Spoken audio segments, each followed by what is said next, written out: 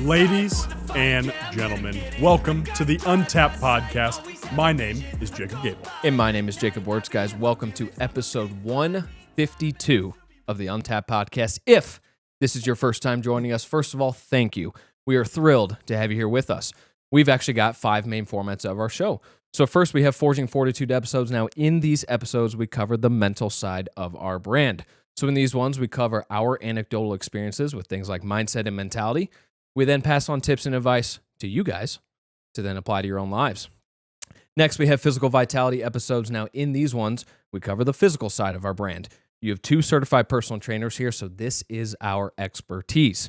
In these ones, we cover everything to do with Untapped training, which, guys, again, if you have any questions or curiosities about what we offer through our fully custom, Untapped app, please reach out. We are very reachable, which we will get to at the end of the episode, but we also cover everything to do with the gym, nutrition, diets, workouts, mental toughness programs like 75 Hard, supplements, and sometimes we will take trending articles or ideas that are going on in the fitness world and give our thoughts and opinions on those.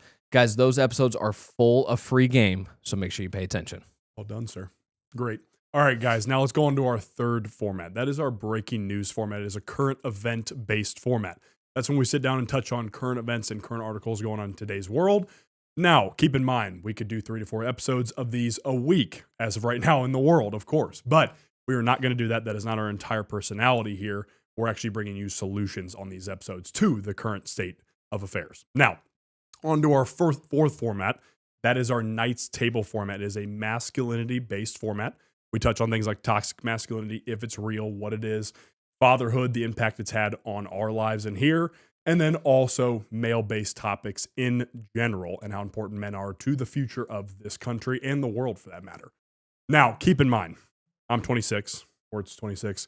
My brother Mitchell, our producer, is 24, so we are not coming to you as some all-put-together perfect man. We will never be that. The only perfect man to ever walk this earth is Jesus Christ. Now, on to our 5th format. That is our guest format. That's when we sit down with an entrepreneur, fitness professional, athlete, doctor, you name it, somebody that brings you value in general. So what we're looking for here, we learn a lot from these episodes.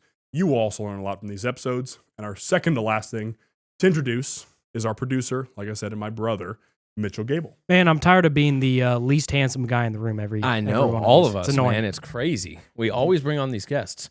And we actually have 2 guests kind of with us. 3 in a way. Well, I'd say first spectator. Yeah, so right. First Yeah. spectator. So, as he just mentioned, guys, we have another guest episode. 3 out of our last 4 episodes being guest episodes. That's kind of badass. Mr. John Fogarty, how we doing? Great. Thanks for having me, fellas. Appreciate Let's go. it. So excited, dude. So excited. And we are also joined, which we should have put a mic on her, but we are joined by his So wife true. and their coming baby as Yeah. well. Danielle is over here in the corner. Again, our first spectator. Kind of nerve-wracking a little bit. You know, we got an extra set of eyes on us. Got to perform better that way. Yeah, right. It's like, come on, Danielle's here. She's going to keep us all in line. Exactly. She can chime in here from the side if we need to get you guys. Yeah, For that's true. sure. Mitchell can get a mic on her if necessary. Yeah. So, John, why don't you tell everyone a little bit about yourself, who you are, what you do, and then we'll hop into these questions. Yeah, John Fogarty. I'm a managing partner at Summit Rejuvenation Center. This is my main thing I do every day. I'm your everyday guy. I'm a dude that grew up in Ferguson, Missouri, poor as shit. We grew up in a 750 square foot house with cockroaches and everything you can imagine, no central air conditioning. Wow. And at this point in my life, at 44 years old, we have well over a 7-figure net worth between my wife and myself. And we're well on our way of basically tracking to be able to retire whenever the day comes that we decide we want to retire. And we created all this ourselves. At the end of the day, you can make anything you want to happen. It's just a matter of discipline and hard work and not giving up when you fail 50,000 times. Man, that's awesome. So I got to ask, were the cockroaches, were they parasites? Were they invading the home or were they your pets? Yeah, well, you could call them pets because there was enough of them. It's like a joke that when I was younger, I used to get embarrassed to tell the story about growing up that way, like growing up that poor in Ferguson and like not having a lot. And then as I got to be in maybe my mid-30s, it became a turning point where I matured enough and became, let's call it masculine enough to accept it and understand that it was what made me who I am. And that those were the times in my life that I created enough discipline and enough excitement and want and desire and drive that I knew I would never be that broke. And I've never worried about money or stressed about it since I was in my mid-20s because I've never been afraid of hard work and discipline. And that's, I mean, I know you guys talk about it a lot too, but it's like at the end of the day, there's nothing more important than discipline in the world for a man or a woman, anybody, right? It's like if you have enough discipline and enough grit, and enough desire, you could either be super successful inside of a corporation because you outwork everybody and you make it, or just like you guys, right? You have your Untapped podcast, you got your own app, you guys are personal trainers that have your own business together. At the end of the day, that can't fail unless you guys quit, right? You could make $0 for 10 years, that's fine, but the company doesn't fail until you two quit, right? So if you're not a quitter and you never quit anything, you can't lose, which means you'll eventually win. And that's the thing that most people forget because we do things we want to do as humans, not things we have to do.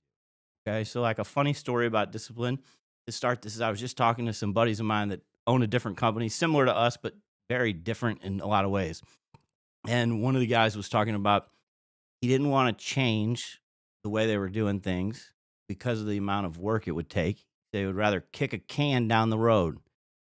And I looked at him and I said, you're a business owner that'll never be successful and you'll never make it because in the business world, you have to be willing to do all the things you don't want to do when you don't want to do them if you want to be successful. Anybody can do the things we want to do when we want to do them. Sure. If you're a guy who likes girls and I said, hey, I want you to go 7 days a week to judge a wet t-shirt contest or a bikini contest. The dude has no problem getting up every day. He's like, oh, this is the greatest thing ever, man. You just gave me the greatest job of my life, right? Then I tell him to do the same thing, and maybe it's a guy bikini contest, and he's the anti-guy, right? And I was like, dude, I don't want to get up and do this anymore, right? But as a business owner, you better be able to do both with a smile on your face because that's the extremes that it's going to take you to. I joke that it's like you just got to be getting really good at getting kicked in the nuts. If you're good at getting kicked in the nuts and you stand back up and you're okay with it, you'll be a great business owner. But if you cry when you get kicked in the nuts and you quit and you take your ball and you go home, you will fail in business just like you will probably fail in life. And I don't mean that in a bad way, but like life and business are very similar in a lot of ways. Sure. It might sound harsh too, but it's just true. Is what you're talking about right now. And the hard part is too, I think a lot of people, because we grew up middle class, and obviously a lot of people we know grew up middle class too, but it's one of those things where it's hard to cultivate that same desire that we've talked. It's just they would rather do the 9 to 5s and the kind of the cush, laid back type of stuff more than anything else. Corporate world, Yeah. And so it's very rare for us to sit here and be like, we want to go chase business and get kicked in the nuts every single day. Because that's still what it feels like. And we're only 3-4 years into this thing at this point in time now. Right. And so it's interesting to hear you talk about that, where you just have to just get kicked over and over and over again and be okay with that. Yeah. And show up. I mean, and like I joke about being really lucky, right? I do it with my best friend in the world. Scott's like a brother to me. We've been, I don't know, best friends or whatever for 15 years, give or take. We've been in business together for a decade, right? So I mean, cool. most people, like 50% of divorces or 50% of marriages end in divorce and they have sex involved. So think about business partnerships that don't involve sex and how tough that is. And you think about 10 years with one guy and what you've gotten to. But he's also the person that I turn to when I get kicked in the dick. It's there for me to make sure I feel better, right? He's the guy I go to, and he comes to me when he's got the same problem. And so having that, like, I don't want to call it backup, but just having somebody that's got your back like that helps too, right? And it's like, that's a big win for you guys. You got somebody that you can count on that'll be there for you, whether it's in the podcast or the training world, that if one of the Jacobs wants to quit, the other one's going to make sure that doesn't happen. Stop being a pussy. Well, That's basically what we're saying. And we do utilize that. I mean, we've done that many times for each other. And you're right. I mean, there's a power in that, And so, talk about Summit a little bit. What does Summit do?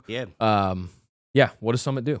So Summit is we're a hormone replacement therapy company. So we do men and women medical weight loss. Peptide therapy is our main stuff, right? So we heavily focus on hormone and testosterone replacement therapy for men and women.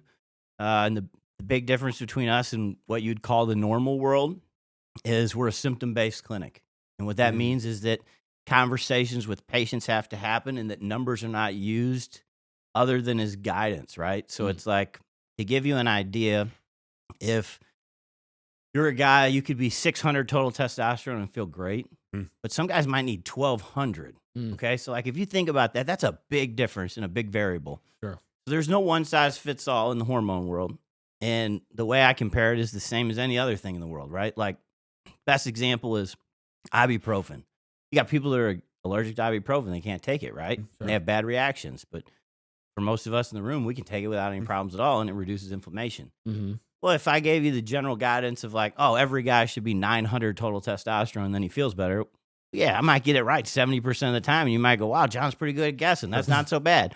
Or like estrogen ratios. That's the big one that everyone's talking about. Like, oh, a guy's estradiol has to be below X amount. Has to be. Why? Everybody's decided that with high estrogen, you're going to have a side effect. Well, if the side effect never comes, why would I give you an astrozole that was designed as a breast cancer treatment drug? So think of how strong it must be to reduce estrogen. Sure. Why would I give you they come in biohazard, bags, right? So, I mean, it's a serious drug that was designed for cancer use. Why would I give someone a pill to take once and just take this every week, Jacob? Take this all the time and it'll keep you in the range you're supposed to be in, the magic range. Well, there's no magic range, so it doesn't make any sense, right? So what I got to do is I got to educate a patient. And this is the difference between us and what a normal clinic looks like. Anybody can bring you through the doors, get blood work on you, give you some testosterone, and hope you feel better. They might get it right for 50% of the guys that come through the door, right? Because their 50% of the population is going to be pretty easy. And even with women, maybe it's pretty easy to just give them a little shot of testosterone and they feel better, right? But the other 50%, the other 30%, let's call it, those guys require somebody that's going to take the time to get to know them and talk to them and say, okay, Jacob, what I want you to do is I want to talk to you about why did you come here? What are the side effects or symptoms you're having that are keeping you from living the fulfilled life you want to live? And then when you come to me and you say, well, John, and it's not really me, it's our nurse practitioners and doctors, but still, if you come to one of us and you say, oh, well, this is what's wrong with me, I've got these 6 symptoms. Now, my nurse practitioner is designing a plan tailored towards those 6 symptoms of being fixed, right? So what I'm doing is I'm eliminating symptoms, and whatever your lowest number of total testosterone is that you don't have a side effect, and you eliminate all the symptoms, guess what? That's your perfect number. And it might be 600, it might be 550. And for some guys, it might be over 1,000, right? I'm not saying that's not possible, but I can tell you I've seen a guy with 85 estradiol and 900 total testosterone, and anyone in the world that doesn't practice the way we do would tell you he needed an astrozole or an anti-estrogen or, an AI right away. Oh my God, I got to block it. This guy told me he never felt better in his life. His sex drive was through the roof. Erections were perfect. And he was waking up, feeling strong and felt great. Joints never hurt. Everything about it was right where he wanted to be. So that estrogen to testosterone ratio seems off to a normal person from the outside looking in, but it was perfect for him. And that's the important part of what we do is everybody's different. Just like if you were designing a diet for someone who has a gluten allergy, you wouldn't design it the same as for somebody that doesn't. Sure. And the same that we tell people that, a ketogenic diet or, carnivore isn't perfect for every person in the world. And maybe, if it fits your macros, isn't exactly perfect for certain people because maybe they do overcarb and their bodies are sensitive to carbs. There's certain people that have insulin resistance and there's people that they have to have something changed and they have to be dialed in a little bit different than your normal client. Maybe 70% of people you could give that same 40-40-20 rule and just figure out where their macros should be and give them the same bodybuilding stuff and they'd probably look pretty good and feel pretty good. But what if 20% of them come back to you and complain about it? Are you going to tell them, well, that's on you. You should feel better on this and I'm sure of it. Or are you going to do something different? Right. Well, unfortunately, a lot of clinics would tell you, you should feel fine. Your numbers are in the range they should be in now. Good luck.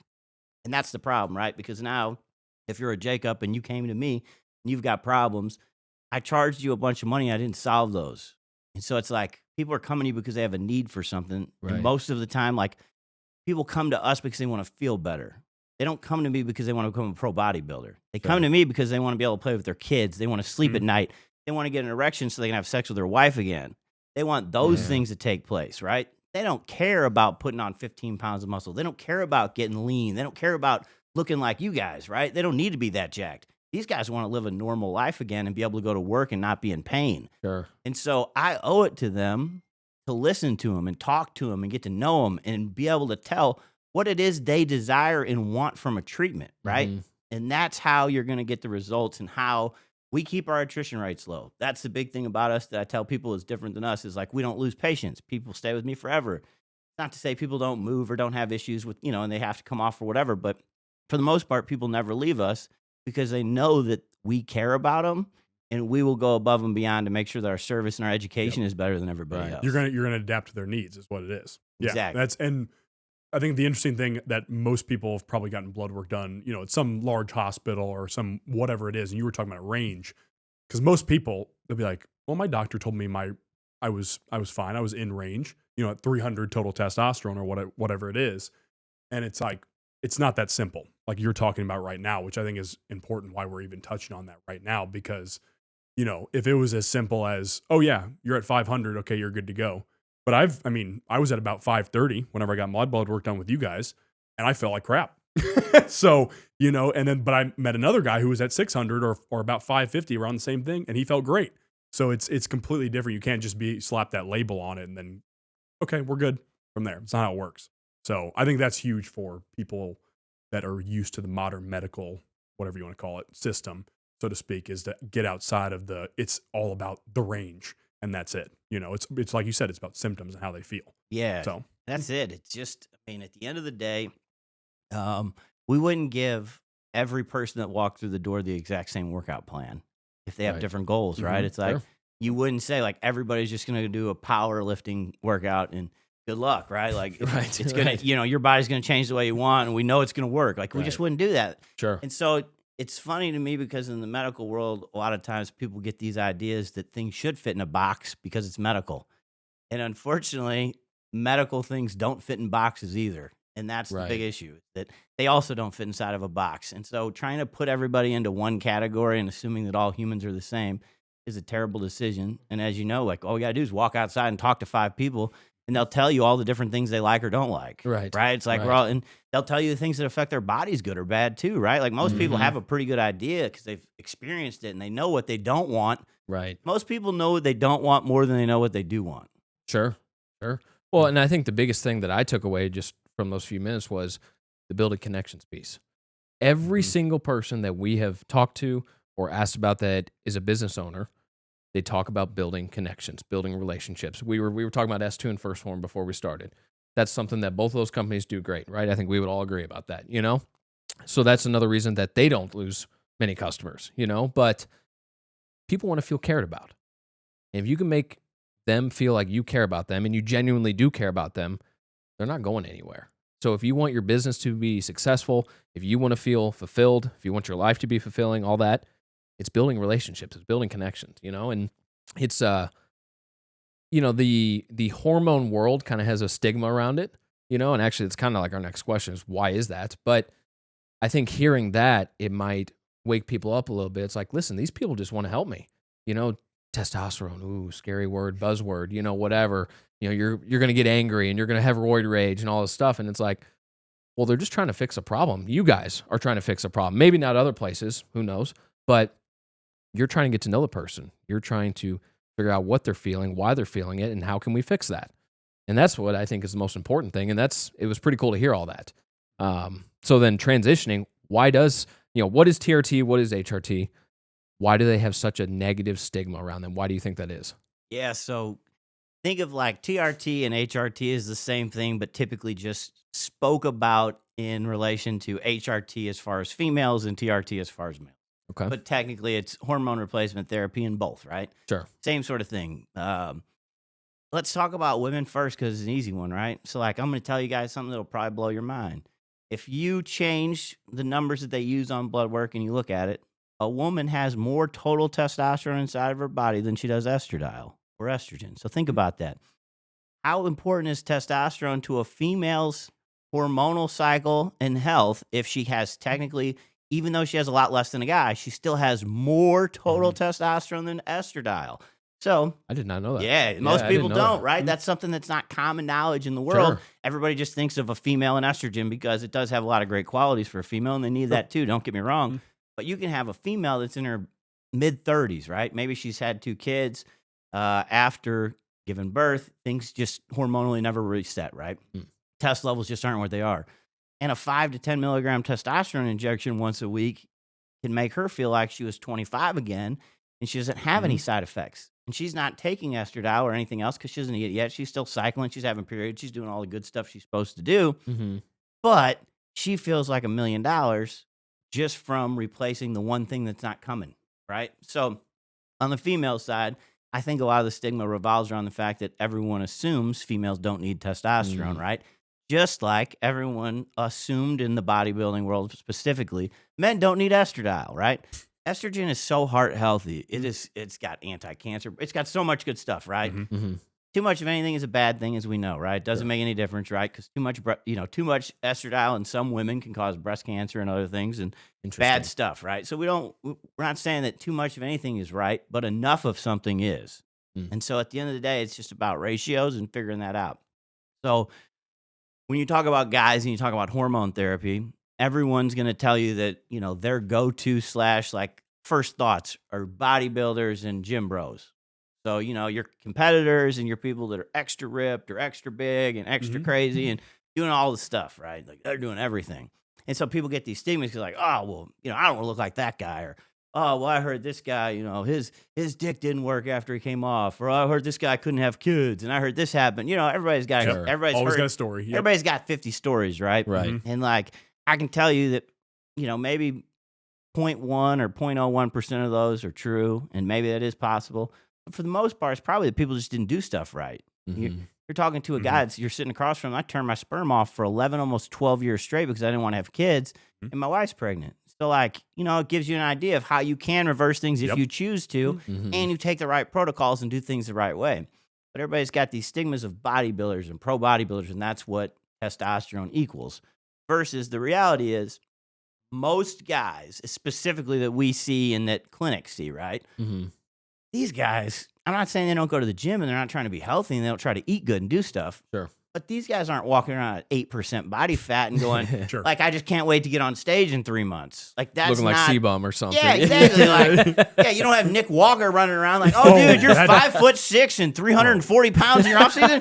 Yeah, that's what every normal dude walking around looks like. You know what I mean? Like, no, he also eats 400 grams of protein, takes insulin, takes growth hormone, takes 900,000. That dude is insane. Yeah, and I mean, large. don't get me wrong, he's a my super God. freak. I get Right, it. Yeah. right. And we're using extreme examples, but Sure. you guys understand why, Yes. because that's what people think. They think like, oh, Right. testosterone equals that, versus testosterone equals me being able to wake up with morning wood again, right? Me being able to remember my dreams and go into a deep sleep so I wake up refreshed, me not having brain fog, me reducing the testosterone is the best anti-inflammatory naturally for men and women in the entire world. That's how we fight inflammation as a guy over anything else, is our testosterone levels being elevated fixes so much, right?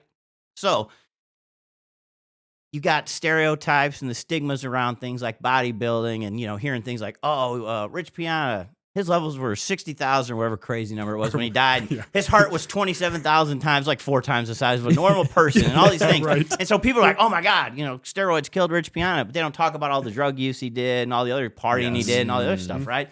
Nobody talks about that or the fact that he abused them. Yeah. And he was, Rich Piana wasn't on, 200 milligrams a week of testosterone with a testosterone level of 850, There you which go. is what he probably had at one point in his life naturally, right? Like if you go to a level that you could produce naturally, you have a lot less worries of side effects and bad things Sure. if you're doing the protocol correctly. That's a whole different story of how people do protocols. But at the end of the day, it's like you don't have to worry about all those things. Now, if I take you from 1,000 to 10,000, it's different. But you guys wouldn't tell someone to go from 1 gallon to 10 gallons of water in a day either. Sure. Same difference. Yeah. Like literally the same exact thing. Yeah. Too much of anything is a bad thing. If I throw too much testosterone at you, sure, I can cause roid rage. Sure, I can turn you into an asshole. I can create side effects that can't be fixed easily because we're just overdoing everything. We'd have to take too many other drugs on the opposite way to get you back, right? Yeah. Like, yeah, those are terrible decisions. But in real life, those are terrible decisions too. And so common sense should tell us not to do those things. Right. Right. So funny. Dude, it's one of those things where I think what happens is testosterone was demonized. I mean, because we talked about why is there a stigma around it. I mean, for years now, it's been assumed that it's just pro bodybuilders that take it and feel great, or they feel great for 10 years and then they die. After that, after they're jacked for that 10 years or whatever it is. And the problem is you start asking questions. You're like, well, if we do the 200 milligram dose, let's just say that, and that works for a lot of people, and then, maybe that 150 milligram dose works for another guy or whatever it is and whatnot. but they're even more healthy with that dose. Does that go against the modern medical industry? You know? 1,000%. So- And that's where a lot of the problem comes. Like you just hit it on the head, right? Is like, if I get a guy feeling better, so all of a sudden he sleeps better, he's got more energy. All of a sudden now he takes his, he's going to the gym, he's able to do things. And it's not even about gym. Maybe it's just active. Maybe he's just playing with his kids again, right? Sure. So he's outside doing stuff. He eats a little healthier. Like I can tell you, we've seen in, 7 years of being open, we've had thousands, tens of thousands of blood works come through. It's rare to see someone's blood work get worse with optimized hormones. Like you have to fight. I'm talking, you got to eat bad and you got to have some lifestyle choices that don't fit. Right. And almost every time it's like, oh, I had a bachelor party over the weekend, and I was on a bender or something crazy. There's always a reason. Or like, oh, I fell off my diet super hard because I've been traveling. There's always a reason why something doesn't. Otherwise, yeah, for the most part, what you're going to see is testosterone is designed to improve your A1C. So we're lowering diabetic risk, and it's actually designed to help improve our cholesterol levels and everything else. So wait a second, why is it doing all the good things for him if it's supposed to be so bad? Right. And why does your normal doctor not talk about those things with you? Which that's a whole rabbit hole we could go down. Yeah. But it's an unfortunate rabbit hole because you got kickbacks from manufacturers and you got Exactly. doctors getting paid to go talk at things. And, we won't go into COVID because it was too much of that could be 7 shows, right? But that showed that there is. We've made it into 80 shows, I think. Yeah, but you had, somehow. you had these doctors getting kickbacks that were as much as they were making in a year. Yeah. And I was listening to a pediatrician out in California talk about the fact that a lot of pediatricians there make anywhere from 50 to 80% of what they make in a year based on kickbacks for vaccines and drugs they're giving little kids.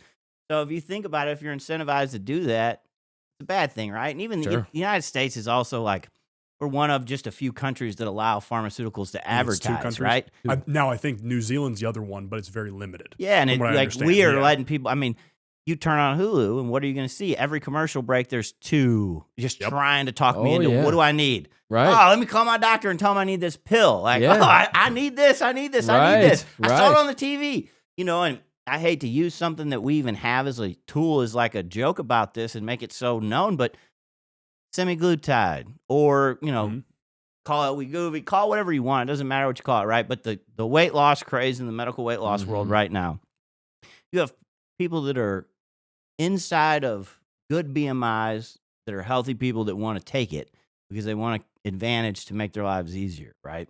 Or they want to find a reason to take it. And that's kind of the exact opposite of, what it's really supposed to be. It's like, that's a fix for people that need it, that have, if you've got diabetes or you've got insulin resistance and you've got a lot of weight to lose. Wow, is it a wonderful drug, right? A legitimate problem. Yeah, if you've got some craving issues and you got some stuff you need help with, oh my gosh, game changer. But if you don't change your lifestyle during that time, does it make any difference for you? Exactly. Nothing. So if I don't come find, my untapped buddies over here helping me with my training and helping me with my diet and teaching me to eat better and teaching me to work out, number one, I'm going to lose a whole bunch of muscle while I lose that. So what is that going to do? You guys are personal trainers. What happens to my metabolic rate if I lose a bunch of muscle mass?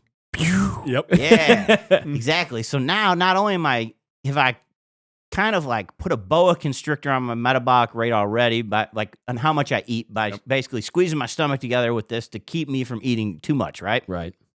Now I come off something that kept my appetite suppressed and kept my blood sugar lower, okay? I come off all of that. My metabolic rate has decreased. So if I let's just use 1,000 calories, even though it's really low. Sure. So let's say I was at 1,000, it just increased 20%. Now I go to 800. Well, all of a sudden now I was eating 1,000 calories and I was losing weight, or 800, whatever it was, and I was fine. I come off that, the appetite suppression goes away. Now all of a sudden I'm hungry again. If I go back to 1,700 calories, now not only am I going from that 1,000 baseline I had to 1,700 and I'm going to gain weight, I went to 800. So now I'm I'm closer to 2 pounds a week than a pound a week of weight gain, right? Like just simple math of the 500 calories a day is pretty close to a pound, right? In either direction. So now I'm at 900 as a surplus per day. And then I wonder why I end up getting bigger, right? Like, why did I get fatter, or why did I end up losing this fight? And the reality is like, there's no such thing as a miracle drug or a miracle pill. Everybody wants a magic pill. Sure. And I get it. Like, don't get me wrong. You think about it. If we were sitting here and, we do an interview, there's 5 of us. And I said, okay, Your two choices are, you could work the next 20 years, and then at the end of that 20 years, I'll give you $1 million. Or if you walk up those steps successfully, I'll just give you the $1 million today. I mean, sure, we want the $1 million today. I get it. We all do. Everybody wants to say yes to the $1 million. Like, well, I can make it up those steps. Sure, no problem, right? That's easy. But doing that, we didn't learn all the things we needed to learn, and now let's just pretend like instead of going and invest that money, right? We go out and we go we're like, hey, we're winners. So we're going to go bet on black. Now we just lost our $1 million and we got to walk up the steps again, right? And so we're just right back where we started, or maybe we fell down the steps on the way up, things like that. Yeah. And that's what people don't think about. Everything is, oh, let me get a miracle fix for today. Instead of thinking like, oh my gosh, I need to think about how do I take my health serious for the next 10 years, right? And so it goes back to why Summit is different and why I love what we do and why, I don't have any reason to leave or to stop doing it. We're going to talk to people and counsel them about that. And that's a difference maker too. Like, we're not going to start you on semaglutide and not talk to you about your diet and not do those things. Like, we partner with First Form to give people the availability to download the First Form app for free. We pay for it for you if you're on our medical weight loss program, so that you have registered dietitian access all the time, so that you can talk to them and make sure your diet is dialed in and perfect. Training provided for you. Anything you could imagine is right there at your fingertips. You've got people to text message, whatever it is, like 16 hours a day or something crazy. Right. So we're trying to give people tools so they can be successful versus just sell a product, right? Because at the end of the day, our job is to make people successful. And I think that's the biggest hang up, is that, you hear the celebrities and you see it all, right? It's like we see the pictures of them and like, oh, wow, you lost 20 pounds. I want to lose 20 pounds. So everybody wants a quick fix. And people are thinking like, I'll worry about a year from now, 3 years from now, 5 years from now when I get there. And unfortunately, in our health, that doesn't work, right? So like, let me rephrase You that. might not have the 3 to 5 years. Unfortunately, in life, that doesn't work, okay? So whether it's your regular life, whether it's your business or it's your health, it doesn't work, okay? If I have a problem with my wife and I ignore it for 3 years, by the time that problem spills over, it's too big for us to fix a lot of times, right? Now we've gotten ourselves into a problem where we're in a bunch of therapy and we're trying to fix ourselves. We're trying to just stay together. We're fighting to stay together versus, we started this conversation 3 years ago. We could be 1,000 times past that and be a stronger couple because of it, right? Sure. But unfortunately, that goes back to what we talked about at the beginning, discipline and hard work. And a lot of people are afraid of that. Yeah. And that's why we keep going back to like, you have to be disciplined in this world in order to do well, no matter what it is you want to do. That's just the way it is. There's nobody that's great at anything that has no discipline. It's impossible. Doesn't happen. And it's funny because I joke about, I'll joke to people and call testosterone the super serum and whatnot. And turns you into Captain America. As much as I wish it did turn you into Captain America, I wish that was the case, but you're right. I mean, even somebody could just go on testosterone. It's not just like they're going to balloon up like Popeye. It's not how it works. No. And here's the pieces of testosterone like we haven't even talked about, but brain activity and brain connections and dopamine and all these other things. It's like when you fix hormones and they're where they should be, we'll call them optimized for an easy term, okay? When things are optimized, your brain has less inflammation and it functions better. Your brain is connected to everything that's going on. So I'm more likely to be motivated to go do those things, right? So yeah, testosterone can help me be motivated, but it's not the silver bullet. You know what I mean? Like, I'm not going to kill a werewolf with it, but it can make me strong enough to kill a werewolf. And that's what's important, right? It can give me the motivation and it can give me the discipline. It can make me sleep well enough to recover enough and that I can actually go kill that werewolf myself. Right. And that's the important part. I literally had one of my exercise physiology professors when I was in college talk about almost identically that, because we were talking about ergogenic aids, anything from creatine all the way up to testosterone and whatnot. And he's like, and because I think he shocked everybody in the room, because everybody had even people in exercise science major were very shocked by the fact that he said that testosterone and performance enhancers like that, they work really well. They're actually very useful if you can dose them properly. And, I won't say his name, of course, but, it's one of those things where I think a lot of the class was like, wait, did he just say we should take steroids? Because everybody has no idea at that point in time. But you're right. It's an ergogenic aid that just assists to what you're doing more than anything else and turns you back to, again, you guys, Scott, Ian, and you all always talk about endocrine disruptors and whatnot in the air, in our environment in every single way. So it's basically a tool helping take care of all that stuff and then get you back to where we want you to be along with the work you're also putting in at the same time. Yeah. And I mean, think about like EDCs, right? And Scott posts a lot about the rubbers and the metals and everything else that's in everything. But then even just think about food and the hormones that go into everything nowadays compared to 30 years ago, 40 years ago. Well, if we know that synthetic hormones disrupt our natural hormone cycles and everything we eat is filled with hormones and new stuff, what do you think happens to us? Oh, wait a second. Maybe it's spiking us earlier than we should have been spiked. So all of a sudden now puberty's happening faster, which we see in kids, specifically young girls. Very young girls, yeah. Yeah, exactly. Yeah. Like I had an employee that had to talk to her daughter about using pads in her period at 9 years old. And like, that's not a conversation you want to have with somebody that's under double digits. Really, you want to be a teenager and at least have somewhat of an understanding of what you have to talk about. But at 9, she doesn't know what it means. She doesn't know what's going on. She just knows she doesn't want to become a woman, but she's becoming one, right? Right. And so those are the types of things that are happening in the new environment, in the new world. But if I used to, let's say I was supposed to make it till I was 12 or 13 to start puberty, and I start at 9, well, obviously I'm starting almost 30% earlier in life. So it's like, how much faster am I going to decline then? Yeah. And that's what I think a lot of it comes from, because it's like, oh, you put a synthetic testosterone in your body doesn't need to produce natural testosterone. So if we have a whole bunch of synthetic steroids inside of all the food we eat all day, every day, what's probably going to happen? You know, and there's not probably any studies like this, but man, would I love to see a guy that's on a real, like, natural, organic, like a real farmer. You know, some guy that lives in the middle of nowhere, you know, maybe some Amish guys that are out there just making their own food, doing it the right way. Right. Like, let me see him at 21 years old compared to a 21-year-old that's ate processed food and all the other stuff. And maybe we take 25 or 30 of them just to get a decent sample. I'd love to see it. You know, I'd pay for it to get done just to see where everybody's at. But I can almost guarantee you those guys that are eating the healthier foods and things like that, even though they might not be working out or doing any other stuff that the other guy's doing to try to keep his levels high, they probably are in a better place. Yeah. Man, that's interesting. Back to the stigma thing. This just popped in my head. Do you think some of the negativity surrounding it comes from sports at all?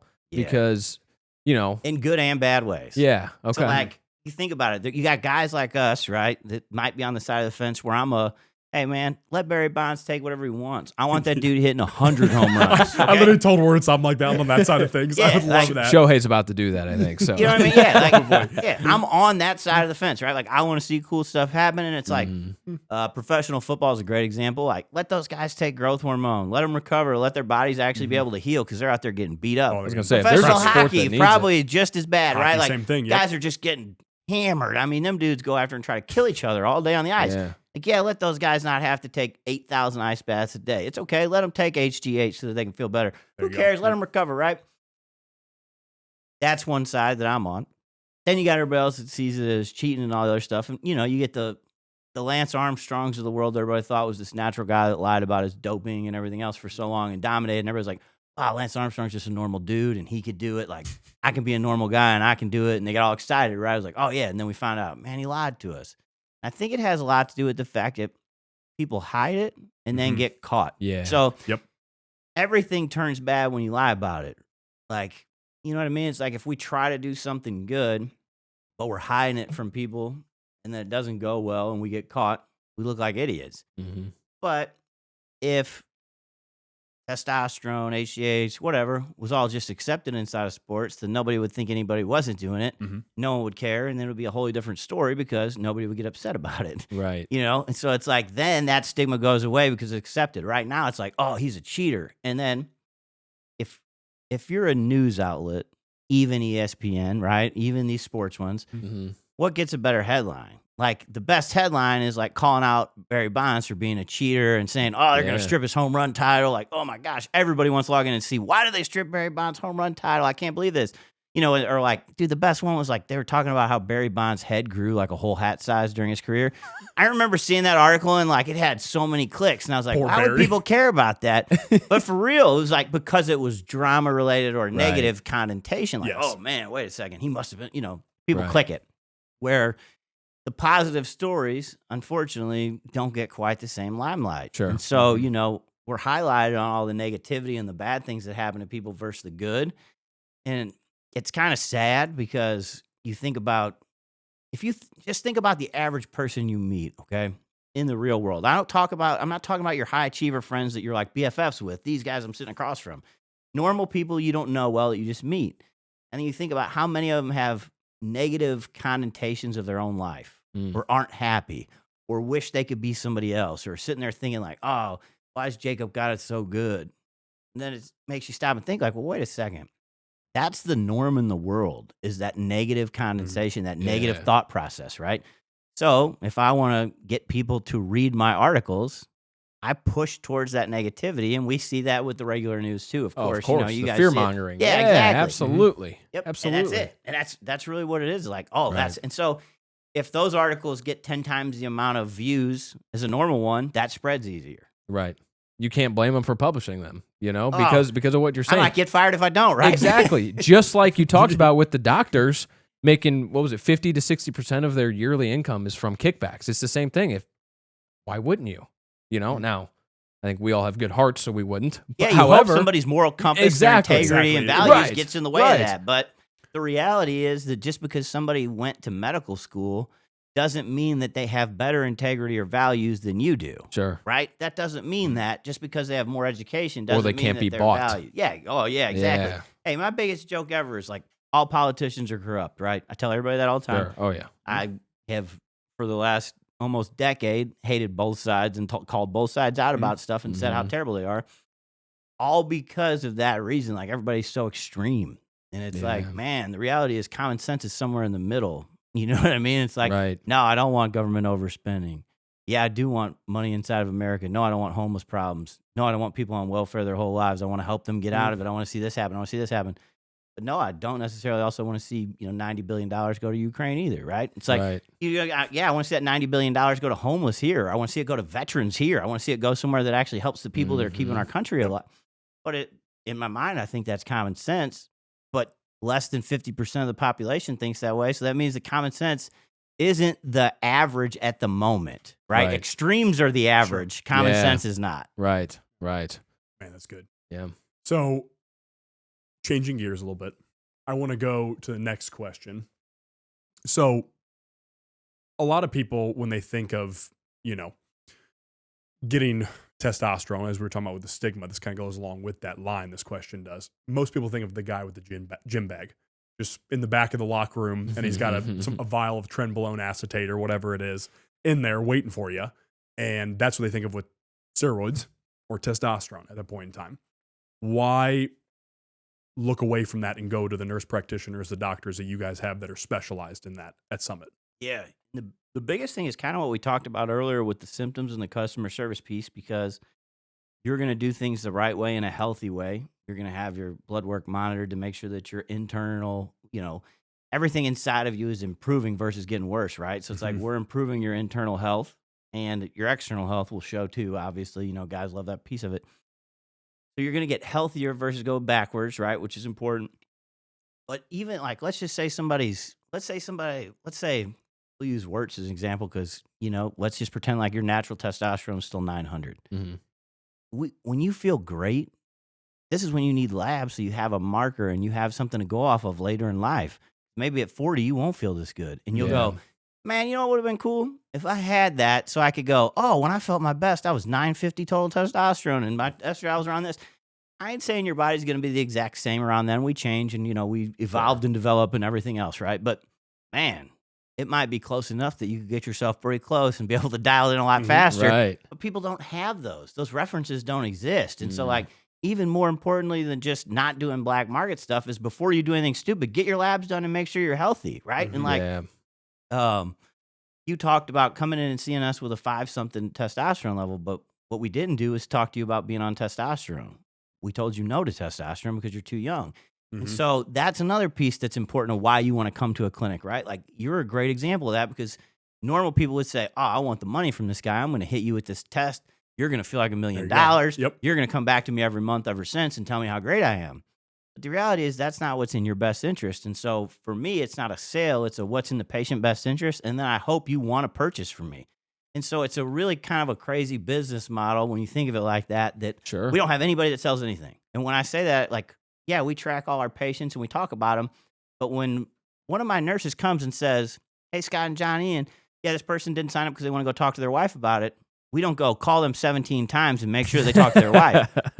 It's not like that, Hey, right? did you talk to your wife yet? Yeah, this is the pressure in our world doesn't exist, right? Yeah. It's a hey, we totally respect it and we can appreciate that. I need her on board because I want you to take this protocol the way it's designed so that you get the best results and you go tell all your friends about me. Mhm. The reality is, I want 10 perfect people instead of 20, and only 10 of them are doing it right. Because then, just like we talked about, now I got 10 people that don't like me and are negative about me out there talking the opposite way. Yeah.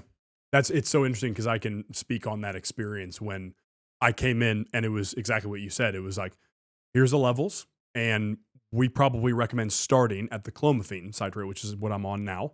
And because one, you're young, and two, if it helps, then we don't need to go full on TRT or anything like that.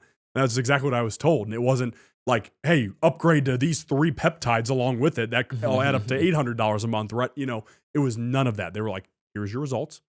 Here's where to go from here. Let's keep making them head in the right direction, of course, and we're here to help with that. But we totally understand if you don't want to spend $1,500 a month, on Liver King. He spent $13,000 a month on HGH or whatever other stuff. You guys didn't push me up to something like that. It was just, I want to help with your health. That's it. Yeah. And I mean, probably the most common complaint we get from people when they transfer to us is exactly that. You get guys that come from another clinic and it's that, well, I went there to get on TRT, and when I had my labs, we went over them, and they told me, okay, you need testosterone therapy. I want you to take, HCG and Clomid. Oh, I want you to take these 3 peptides because I think they'll help you. I want you to do all this stuff. And then when it was finished, my bill went from $200 a month to $1,400 a month. And they told me it wasn't a big deal. It should be fine, and I'm going to feel good. Like, well, wait a second. There's a couple pieces of this puzzle that are insane in my mind, okay? Number one, if I start you on 4 things and something goes wrong, how do I know what went wrong? Yeah. Right? Number 2, what if I give you testosterone and it fixes every symptom you have and you feel like $1 million? Well, as a business owner, yeah, I lost out on $1,200 a month not selling you those 4 peptides, right? But as a human being with values and integrity that cares and wants his patients to stay for life, man, what a terrible, terrible decision that is. If I tell you I am a relationship-based business and then I take advantage of you and try to sell you things you don't need, Right. that's just insane. And that's really that's the biggest difference in the world. Like I tell everybody, if you go to a clinic and you have blood work and you tell somebody you're not ready to sign today and they tell you you need to sign today and they start pushing you, you should run. Yeah. At the end of the day, you should run. It's like if I came to you guys and I needed a personal trainer and I said to you like, hey, I know that I'm so undisciplined right now. I'm not going to show up to our sessions and I'm not going to do anything that you ask me to do. Like I might come once a week out of the 3 times I sign up, and the other times I'll come 15 minutes late. I'm going to bitch the whole time, and I'm not going to eat anything you tell me to eat. Would you still sign me as a client, or would you say, John, you're probably not ready for us? We might want to take some smaller steps first. Yeah, right. Let's start with that. that. And we were kind of joking about like how you decide what you should give away for knowledge and what you shouldn't, right? Earlier before we started this. Yeah.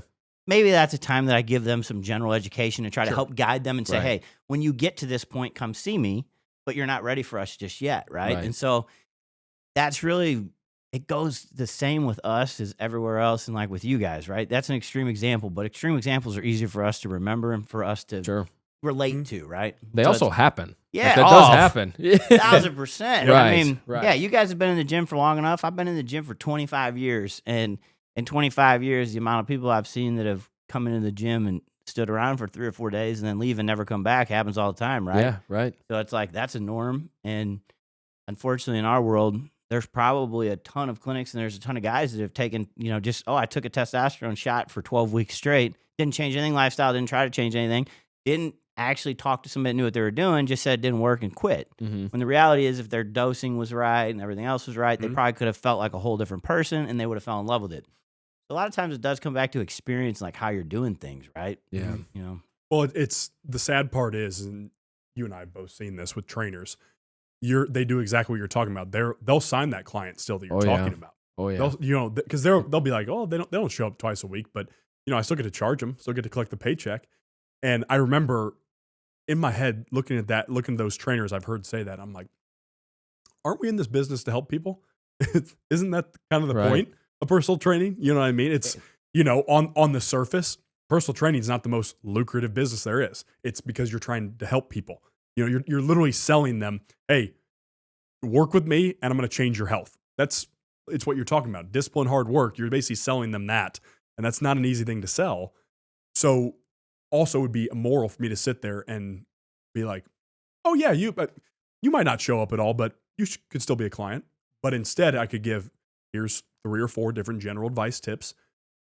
Do that for a month or 2, then come back and we'll talk then. See if things have changed. Well, And, at the same time, on that exact same note, those types of clients and those types of people are also your biggest headaches because they show up 1 out of 3 times a week, and then they come to you a month and a half later, and it's like, hey, why am I not getting any results? It's like, you really want me to tell you? It's like, I'll tell you. You're not going to like the answer. Yeah. But it's the biggest headache, and they're going to want to know why you're charging so much and why they're not getting results. And it's like, listen, dude, I gave you the game plan, I gave you the blueprint, but you're not following it. Maybe we're not a good fit, and that's okay. Sometimes you got to fire a client, I think is what Andy calls it sometimes, and there's truth to that. We've even had to do that. It's like, listen, I'm not going to waste my own time either. I'm writing a good program that I believe in. I know it's going to work if you follow that game plan. But if you're not going to do it, like, I'm not going to waste my time. You can go somewhere else, and maybe that's not exactly how you say it, but it is that type of conversation. Especially with online training too. Absolutely. Online training is one of those things where it's just, you're supposed to be hands off. And if somebody's just, oh yeah, we can literally pull up, hey, just like you guys can pull up, the dosage and all the other stuff from the past places they were at or past hormone places they're at, et cetera. We can pull this up on the app and be like, you did 3 workouts this month out of the 15 or whatever were programmed and whatnot. That's the answer right here. It's one of those things where Warts is right. That's the type of people you can't deal with, because then it makes your life a headache too, a living hell. But maybe, like you said, if you give the general advice and they come back 2 months later, maybe they're your best client ever. Exactly. At the end of the day, it's like, tell everybody, and I think every person we have on our team would tell you this. We live by a rule of, I want patients that are going to become referral sources. Yeah. I don't want patients that are not going to become a referral source. And I don't mean that in a bad way, like, oh, if you don't have any friends, I don't want you as a patient. You know what I mean? But we don't want any losers. No, but just like you guys, you want poster children for your clients, right? Like, yes. I want everybody to have a crazy transformation so that when you guys post it, everybody goes, wait a second, how did that happen? And I want to be that person. Mm-hmm. Same thing. I want it to where when people show up, Jacob says, John, why are you so happy? Why are you so energetic? Why is your wife happy again? What the hell's going on with your life? Yeah, well, shit, man, I've been on testosterone with Summit, dude. Dude's changed my life. Yep. I want that guy, right? Right. That's who I want, because I want good results. I want people to feel good. I don't want negative promoters out there that hate Summit because I signed up because I was pressured to sign up and then I didn't take anything. Yeah. That's a terrible decision for me, just like it's a terrible decision for you guys, right? Right. Like, 100%. your business will look bad eventually if you do that. And most of the time, eventually, these businesses are the ones that, when times get tough, go under because they don't have loyal customers. Everybody's shopping price for them. Right. That's the difference too. Is like, if you provide enough value, price becomes somewhat irrelevant, Sure. right? Sure.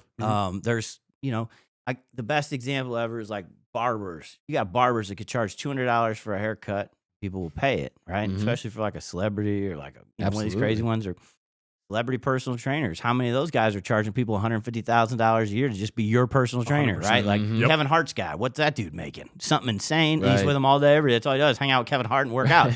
Like, what a good life that would be, right? But Mhm. like, that's the difference in extremes. And then you might have somebody that's brand new, right? And she's trying to train out of her basement and just getting started. And so she's offering packages at $40 an hour. And that's a possibility, right? 'Cause maybe she doesn't have any overhead. Maybe she just wants to make a few dollars. Maybe she's part-time, maybe she's a single mom. Who knows, right? But that's the extremes that you have in that world that you live in. And we have those same extremes. But at the end of the day, it's like, we want everybody to be a poster child. I want everybody to be a referral source, just like you do. And that's how we're going to grow. Right. So then on that note, how do you guys kind of battle that black market type stuff? Because black market stuff might make you jacked in 12 weeks. Here you're saying you want them to be a lifelong customer. People want the 12 weeks. They don't want the lifelong. They want the fix now. We've talked about it, multiple times in multiple ways on this episode. So how do you guys go about combating that? Yeah, so it's going to be kind of strange, but that's not so like the guy that wants the 12-week super fix, he's not my target demographic anymore. Mhm. Yeah. And it's terrible to say that, but it's the truth. Just like the person that wants the miracle weight loss with semaglutide, even though I can provide it at an affordable cost, they're not the right person for us because they don't want to sign up for the app. They don't want to get the nutrition advice. They don't want to do the workouts. Like, well, then you don't want to take advantage of my program. You're probably not the right fit, right? Yeah. And the same thing, like if somebody's not the right fit, they're not the right fit. And so Sure. for us, it's educating them before they start. And we go back to educating people all the time, but I need to educate you to make sure you understand what this program is like and that it's a long-term solution that's healthy and going to give you the least amount of medication you need to make you feel better, Right. not provide you with a steroid cycle, right? Yeah. Then if you, after I give you all that information, make a conscious decision on your own without me pressuring you either direction, say, you know what, John, you're right. This is the best idea ever, and I think that's a better decision for my overall health, and I love this. Right. Wow, you just became my new target demographic, right? Sure. You talked yourself into it, and it's fine.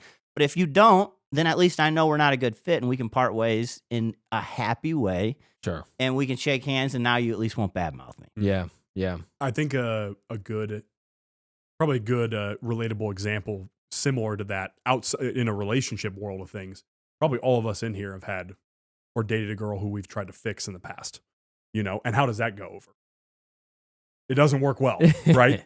So you're basically, that would be the same thing as you trying to sit there and fix this person and force them into believing in their health and this lifelong solution. Yeah. Same thing with a relationship. If you try to force them into it, it's just not going to happen. It's Doesn't like if happen. instead of us targeting people that are coming to you and like reaching out to you guys for personal training, if instead we said, you know what we're going to do? We'll go to the closest Planet Fitness, right? We're off 270 in Big Bend area. We're going to find the closest Planet Fitness. We're going to walk in there. We're going to find the person that looks the most unhealthy. And we're just going to ask them if they need your personal training services. Not know anything about them. Not know anything except that I know you need this because you look unhealthy, right? Sure. Right. Right. But what if then afterwards, like, oh, well, I don't want to do this. I don't want to do that. I don't have any money. There could be 1,000 reasons why it's not the right client. But it's like people are trying to pick clients and assume that everybody's the perfect client for them versus saying like, well, wait a second. If I'm picky about who I bring on as a patient or who I bring on as a client, now the level of my other patients and clients goes up because the people that are the good ones go, well, wait a second. If Jacob's going there and I know he's really serious about his health and he doesn't just trust anybody, now, okay, maybe I do want to go to Summit, right? Or maybe I do want to come to Untapped. Those things are the important piece of the puzzle that a lot of people miss, right? Is like, I don't necessarily think everybody's my ideal client, and I'm okay with that. And I don't lose sleep over that. Yeah. And those good ones, they do the advertising for you. Which is exactly what you're saying. We've got a client right now. He's one of our best buddies. He's a fantastic client. He communicates with us what he's doing, what he's not doing, what he's enjoying, what he's not enjoying. Actually, we have multiple guys like this. But you want the people that are going to communicate with you as well so that we know what's working, so that you know what's working, what they're feeling, what they're not feeling, etc. Yeah, so you hit it when you said like what he doesn't like about the program too, right? Like that's the important piece. Huge a lot question. Yeah, people are so afraid of like feedback, and I get it. Like, hey, everybody gets embarrassed easy, or like maybe we get a little in our feels sometimes, especially if we mess up, right? Nobody likes messing up and having to admit you messed up. Nobody wants to be that guy, right? But at the same time, like that's the important piece of this is that you have to be willing to do that, and you need people that are willing to do that, or else it doesn't work. And people that are willing to help you with that as well. Yeah. The right people. Yeah, exactly. It's like trust. I want you to give me that feedback so I can get better, but I don't want it from somebody that isn't doing it, right? Like you don't want that feedback from the lady we joked about earlier that didn't do the workouts and doesn't do the diet because then it doesn't do you any good. Well, yeah, I hate the diet. I hate the workouts. Wait a second. You did 3 out of 15, lady. What are we talking about here? Right. Who's the problem? Me or you? You don't know what my workouts are like. You know? And so that's what I mean by when I say it, like, yeah, I want the feedback, but I want it from the right people so that we can get better because at the end of the day, like, if you care about us the same way I care about you, your feedback is the most valuable thing in the world as far as I'm concerned. 100%. Yeah. So you mentioned peptides earlier. So honestly, I'm very ignorant on peptides. So, and I'm sure I'm not going to be the only one as far as listeners and viewers. So what are peptides, and give us a couple of your top ones and what they do? Yeah. So think of peptides like you got amino acids that are, you're basically the building blocks of muscles. And then peptides are like a smaller version of that kind of. So it could be made up of anywhere from just a few all the way up to, 50 plus amino acid chains in order to make a peptide.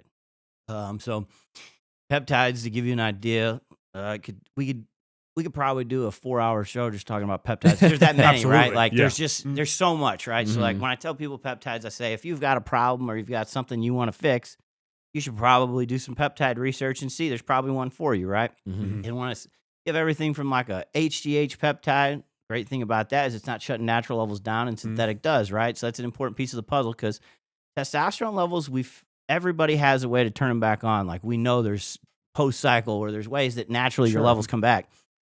With growth hormone, there's no real studies to show like how to turn it back on or to do it. So when you start shutting it off, it's a lot scarier thing. If I shut it off at 44 and all of a sudden I don't produce any at 50, now, man, that's a rough place to be from 50 to 70, right? Yeah. So like this is a safer way of doing a growth hormone peptide, right? Is the growth hormone ones at MK677? Is that one of them? That's one. Yeah. And like to give you an idea, I could probably give you like 10 just HGH peptides that exist in the world that all do a little bit different stuff. So like I could use AOD for like trying to get you lean enough for a show, right? So like if you come to me and you're like, hey, I'm a guy that does everything legal. I don't take any black market stuff, so I can't do T3, T4. I'm not going to take Clint. I'm not taking any of those things for a show. I want to do this the right way. Hey, AOD is a great way to stay lean and keep your muscle while you're getting lean enough for a show. You got other stuff like hexarelin that could get you can gain muscle on it, but it's HGH peptide. So like you could go either direction, even with HGH peptide. Interesting. And then if you got injuries, things like that, the BPC 157 with the TB 500 or the TB4 frag, those combos, they call it the Wolverine peptide, it heals everything. I mean, you've got people taking it for IBS symptoms and autoimmune disorders that are like inflammatory because it reduces inflammation so much. I got a buddy on it right now that's got some nerve damage in his neck from a car accident that his orthopedic surgeon has him on it to keep him from needing cortisone injections. Like, so orthopedic surgeons are shifting to understand that peptide therapy is better than a cortisone injection that she would have made money on. And she told him to go get a cash pay somewhere else because she thought it'd be better for him. Wow. So like It's a good orthopedic right there. Yeah, absolutely. No joke. I'll send everybody to her, and I won't say her name on the air because I don't want to get anybody in trouble. But like, I'll send anybody that ever comes to me about stuff that direction, and she's local because it's like, wow, she actually took the time to talk to him and get to know his needs and what he wanted to do versus just saying, oh, you either need surgery or you need cortisone, right? Just to make a buck. Yeah, exactly. Right. So BPC, I would say like, man, you don't ever see anybody just buy one bottle of it. You got powerlifters and like strongmen in the world that I knew a dude, he tore his upper chest right off, like just black from here all the way down. Scariest injury. Yeah, 8 weeks later, he was inclining 315 again. And now he's a huge guy. But the point of it isn't that. The point is the fact that he healed 8 weeks from a full tear is crazy, right? That's insane. Yeah. Insane. So like that's what it can do. Okay. What was the Achilles example you gave me? I remember we were talking about this. What was the Achilles example you gave me? How fast was the recovery increase from that? Yeah. Achilles tear or injury, people think of as just this devastating injury, which it is. To give you an idea, like most people that are taking BPC, let's say like you tore an ACL or something that's normally like a 1 year thing, you're probably 6 to 8 months. You're talking about cutting recovery time in half for most people. If you just have a normal, like if you, let's say you tendonitis, right? I got terrible tendonitis in my elbows, right? Real bad from lifting and just being stupid most of my young life, right? You don't lift right. I didn't know what I was doing. I wasn't you guys. I didn't go to school for this. I didn't learn that stuff. I didn't learn that until I was in my 30s. I've never okay? ego lifted, John. Yeah. So Yeah. I don't know what you're talking about. You guys would never ego lift like I did. No, But I did. definitely So not. like I could, like within like 3 days of taking BPC, like all of my inflammation in my elbow and my hand will be gone. And it'll stay gone, And so, like, to give you an idea of how fast it works really fast, right? But also, more importantly, like, you can heal something from an extreme example of somebody that's got, IBS symptoms, and like all of a sudden, wow, I've never had this, this little flare-ups, Or you could have somebody that just has an actual tear or something, tendon problems that it'll help fix, right? That one I would say is probably right up there with the most popular peptide in the world ever. And I mean that on the black market side of peptides and in our world, right? So are those shots? Are they pills? Or like what? How is that taken? Yeah, so for us, we do it all injectable. Almost, you're going to find some peptides that are going to be oral, Gotcha. And they do exist in that. And like BPC, you'll see it in oral forms. And the AOD, you'll see in some oral forms. There's certain ones you'll see, but for the most part, you're going to see most of them injectable, and most of the strongest BPC and things like that will be because the absorption rate is so much higher. Makes sense. So like, if we take a normal pill off, the counter, we take it, pop it, we might absorb 60, 70% of it. Sure. But if I inject you with something, you're going to get most of it. Yeah. And so that's the big difference. And then I'd say like the other peptide that I'd say everybody falls in love with and never quits is NAD+. So NAD is a funny one that people don't really think about. It's an anti-inflammatory peptide, but it has so many brain helping functions to the inflammation and what it does that imagine guys that need an Adderall or they need Ritalin or need something like that to stay focused, having that kind of focus without any jitters or anything, and also reducing the inflammation in their body so they wake up feeling better physically. But mentally, these guys feel like they're on a limitless drug. Like that's the joke about it. Like, oh, it's going to become the limit.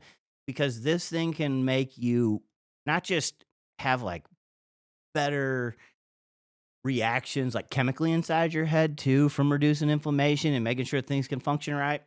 But when I say if you've got brain fog and you struggle with remembering things, or you're at work and it's like, oh my gosh, I just can't put everything together anymore. The best example ever, we have a buddy of ours that he died a couple times in a real bad motorcycle accident, like on the table, and he's still alive. Obviously, been through like 60-something surgeries, okay? Oh, holy cow. Yeah, works in the car business. He's a finance guy, was forgetting everything. Literally, his short-term memory was just gone from, I mean, you're talking, Sure. Yeah. this is a guy, I mean, he was in a coma. Traumatic brain injury Oh, central. yeah. Poor guy shouldn't have made it, right? Yeah, So, like, yeah. he's lucky to be alive. And, I mean, when you see him, you wouldn't think that this happened to him. He's jacked. He looks amazing. But the craziest part is he was taking NAD+. Everybody at his work came into Summit to get NAD+ because they said, we know him before he took it, and we saw what it did to his memory. He tried to stop taking it just recently, and I got a phone call, and it was like, hey, how fast can I come up there and get one? Because I'm noticing that my work is slacking, and I'm missing stuff. And then he called me 2 weeks after getting back on it and said, man, I'm back. I feel amazing. Like, think of that, a guy that's a commission-based guy, and what the difference for him is and what he can accomplish in a day versus what he couldn't. So, whatever the price of that is a month for him isn't a big deal because it might make 20%, 30% more income for a guy like that, right? Exactly. Yep. So you said that, I don't remember which one exactly, but you said some guys will use it preparing for a show. They're going to lean down, keep the muscle. Are those not things that would pop you on a drug test then? Like, could you do a natural show being on these things? Yeah, so the natural world is a little different in that you have to do the research and see what's accepted and not, right? So I see. Per the show? Yeah, exactly. Okay. And I think each of the federations are a little bit different. So, like, if a guy tells me, like, oh, I compete naturally, I always tell him, like, hey, man, we're not going to be the ones to tell you yes or no on what you can and can't take, right? You got to go to the judge. You can go to them and talk to them, right? Yeah. But to give you an idea, do I think this is prevalent in college sports? Yeah. All these dudes are on peptides. The reality is the half-life. I actually hope they are. Well, it sounds like they should be. Yeah, they the should be. reality Yeah. is the half-life is so short that if, I've got, we'll use Wirtz as my guy, right? You're my star hockey player. You've got a small injury, so I want you on BPC so you can heal fast, right? Yeah. I'm going to give it to you at nighttime so that by the time you would have to take a drug test, they couldn't find it in your system because the half-life's short enough, right? Like, there's ways around it. And if you think that the team doctors of D1 sports that have tens, hundreds of millions of dollars coming in don't know the way it works around. I mean, years ago, I remember meeting Animal from the Road Warriors, Joe Laurinaitis. He lived in St. Louis in Defiance. I met him at a gym when we were talking. And he was talking about his son played in the NFL. Okay. The James Laurinaitis? Yeah. Oh, okay. Played in the NFL. NFL. Yeah. And he was joking that, man, he's like, the NFL, man, all those guys are on stuff. And I'm like, what do you mean? You're the WWF, WWE, whatever. You're the guy who's on everything. He's like, no, man. He's like, those doctors know more than any of the guys we ever mess with. Like, they know the timing better. They tell them exactly when to take it, what to take, and blah, blah, blah. And I'm like, whoa. Because that's something you never would have thought because you don't see guys getting popped ever in the NFL, do you? So, but why is he who has a son playing in the NFL, and, rest in peace, he passed away, Joe did, but why is he telling me that randomly at the gym that, and not about his son, but just in general, that his son has seen it? Yeah. Well, wait a second. How's his kid coming and telling him that Starts at home? getting things churning. Right. Yep. I got a feeling he doesn't have a reason to lie to me about that. You know what I mean? And so in college sports, I think that peptides are there because they're so fast acting. Absolutely. Sure. Do I think that probably fast acting steroids and other things are being used? Of course. Off season, these guys are going to take full advantage of that stuff. And, there's workarounds. But would I recommend it to somebody without talking to the federation and making sure it's legal? No. I wouldn't say yes. You can just take it and go. Well, because then it looks bad on you guys. Yeah, exactly. Hey, Summit's just handing out anything, and it's like that can't happen. And you got to think about it too with professional sports. At the end of the day, those are entertainment businesses. People always say the NFL scripted; it's an entertainment. Well, all of them are. Sports are entertainment. You pay to go watch; it's entertainment, just like you do a movie. But let's take the NFL for example. The NFL needs Patrick Mahomes on the field because he is their star. And when Patrick Mahomes is on the field, more people are watching the games, more money is coming in, et cetera, et cetera, et cetera. why wouldn't you want to do what you can to keep Patrick Mahomes on the field when his ankle's a little busted up or his Achilles a little busted up or Shohei Ohtani for the MLB? You're telling me the MLB doesn't want Shohei Ohtani on the field? Exactly. Of course they do. Of course they do. Mm-hmm. You and I went to a Dodgers game when they were here in St. Louis. Yeah, the Cardinals, yeah, it's great. We go to the Cardinals game. Cardinals suck. I'm going there to see Shohei hit a bomb, and guess what we did? Yeah, That made the night. That's exactly what we saw too. You know, yeah. like if Shohei's always banged up, like I wouldn't have been at that game. Yeah. More than likely. Well, I mean, another good example is hockey, as you were talking about too, because those guys, it'll come out after the Stanley Cup. They played on, 3 broken legs or something like that, and it's like, how did you get 3 broken Kachuk, legs? yeah. It's he had a like, broken sternum, there you right? go. He had a broken sternum during the Four Yeah. Nations final. It's like, how are they got to know something that's pushing Yeah. them through this at the end of it? Yeah, Like, and I mean, don't get me wrong. These guys are hitting them with Toradol and other injections Sure. to keep the pain away during the stuff. But at the same time, like, yeah, absolutely. When I realized how it had to exist in professional sports, in baseball specifically, Albert Pujols broke his wrist. Someone spiked it, snapped. It was his lead wrist, but they broke it. 6 weeks to the day, he was back playing and he hit a home run. Now, if we snapped one of your guys' wrists and then expected in 6 weeks to just be strong enough to even bench press what you bench press right now, Yeah, it couldn't right. happen. So there had to be something external happening to be able to heal someone that fast Mhm. that was never talked about. Right. And they're never going to tell us what it was, but I can tell you, as somebody that has some insider information and knows a little bit about this, I could assume what it is. Right. And I assume my common sense tells me I'm pretty close that he was on some sort of HGH because they weren't testing for it in baseball at the time. Yeah. So like, yeah, why wouldn't you put somebody on growth hormone at the time? Like, yeah, I want you to heal as fast as possible. Yeah. Here, take everything. Right. And this guy, I mean, if I'm paying a guy $20 million a year to be on the field, I definitely want him out there all the time. Well, right. right. If I'm Robert Kraft and I own a sports team, like, hey, man, you're my lead horse. I only get 16 real games a year and then preseason and, playoffs. Sure. Like, I only got 16 weeks to make all my money. I Right. can't afford for you to be gone any of those. It's so true. Right. Yeah, Right. so and it's funny because the argument to that will be, oh, they're just genetic outliers. They're just genetic freaks. And it's like, genetics can't explain your wrist repairing itself essentially in Right. 6 weeks and being back on the field. There's Right. no way. No, and the No way. genetic freaks do exist, right? Like Adrian course. Peterson was probably the best genetic freak in the NFL for a long time because he would, Yeah. like, they had a game on Sunday. On Monday, he would be in there, ass to the grass, squatting 315, 365 for sets of 15 or 20. 15, It 20. was Yeah. insane. I mean, he looked like a bodybuilder. It kind of reminds you me know, of me, honestly. Yeah, Right? basically it was. It was works inside there, dude. Yeah, it was basically looked just like you. Same size, same build, same everything. Same skin color. Yeah, same speed. You're definitely that fast. I've seen you run. Yeah, right. Right. Yeah. No, but like somebody like that, sure, they're genetic freaks, right? But as every one of them a genetic freak? No, Right. you know what I mean? And all Right. of them just that lucky? No. And I mean, at the end of the day, there's always going to be people that learn to cheat systems and do it well. Right. Mhm. And unfortunately,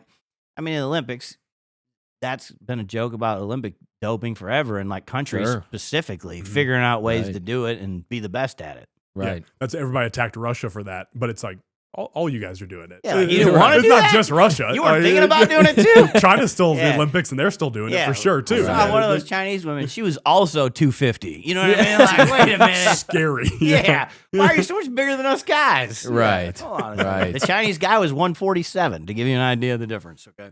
Oh my That's gosh. a scary woman. Yeah. 250. Just beat the crap out of that guy if she wanted to. Oh my gosh. So, personal life to end off on here. How excited are you to be a father? Most excited.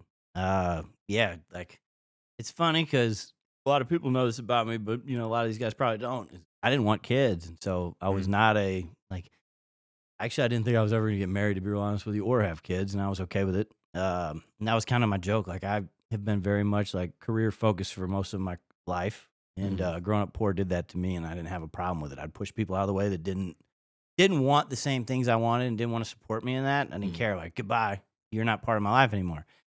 And then I met Danielle, my wife, and everything changed. I joke about it all the time, but she made me different and made me want kids, and I wanted to have kids with her specifically. And it's been a journey for us because, long story short, I was on testosterone and didn't have any sperm on purpose when we first met. So I had to go on fertility protocols and everything else to get my sperm count where it was. We tried naturally for quite a while, which that didn't play out the way we wanted it to. So then we had to go the IVF route. And we ended up, it took a second transfer for it to take. The first one we lost. So that was a long process. That was also emotional and tough, mainly on her more than me, but it just is one of those things that we've been through a really like a long, like the last 2 years, like this is all we've been focused on and what we've been doing. Right. Mm-hmm. And now we're 3 months away from a baby being here. And so, yeah, I'm excited. And yes, I'm scared. And yes, I'm like, oh shit, what are we, you know what I mean? Like, wow. And it's not that I'm afraid of being a dad or like having a kid, but like, wait a second. It's one thing when you hand it back to the parents at the end of this thing, it's your nephew, it's your niece, it's whatever, right? Sure. Your god kid, whatever. It's totally different when all of a sudden it's like, oh, wait a second. This one doesn't make it if I don't make sure it eats. You know what I mean? They're handing it back to you. Yeah, there is no someone else to feed and change this baby. It has to be us, right? But at the same time, like, we're having a boy. And wow, all the things I learned about being a man and being masculine, and the fact that being vulnerable is being masculine. Holding yourself accountable is being masculine. Being willing to admit to your wife that you fucked up and that you're in the wrong and that it's your fault and you're going to change. Those are the things that make you masculine, and those are the things that are going to make you a man. Those are the things that I'm excited to teach my son and to give him a leg up, because a lot of this stuff, and I don't say this to knock my dad. My dad's the most amazing dude in the world. My parents love me more than anything in the world. And if my parents would have had money, they would have gave me everything, okay? I'm glad they didn't have money, because my dad would have handed us, my dad would have spoiled all of us if he had money. No joke. He would have. That's just who he is. That's my dad would give you all his money. He doesn't even know you guys. He would just give it to you. That's just how he is. He's like, oh, you need it? Okay, here, take it. Like, wait a second. You can't afford your bills this month. It's okay. You probably need more than I do. Like, that's just how my dad is, right? Yeah.